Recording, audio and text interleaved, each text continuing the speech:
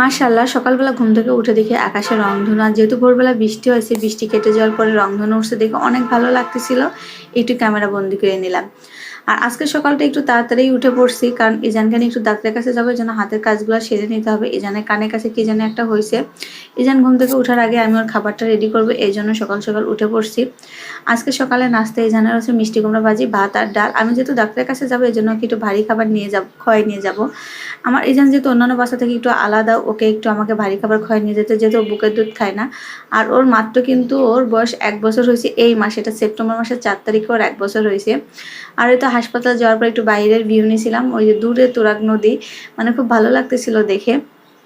আর এটা হচ্ছে সন্ধ্যার সময়, আর আমার ইজানের 1 বছর বয়স, আর আমি এখন ওর মুখে পায়েস দিছি এই প্রথমবার। এই জন্য ভাবলাম একটু ক্যামেরা বন্দি করে রাখি। এই তো প্রথমবার পায়েস দিছি, মাশাল্লাহ, সবাই মাশাল্লাহ বলবেন। ও মুখে নিল। আর এখানে কিন্তু আমি ফর্মুলা দুধ দিয়ে দিছি। ইজানের যেহেতু এই মাসে 1 বছর হয়ে গেছে, সেপ্টেম্বরের 4 তারিখে, এখন থেকে চেষ্টা করবো একটু একটু করে গরুর দুধ দেওয়ার, মানে সব সময় না, মানে একটু দিয়ে যেন অভ্যস্ত হয়ে যায়। আর আজকের মতন ব্লগটা আমি এখানেই শেষ করছি। আল্লাহ হাফেজ, আসসালামু আলাইকুম।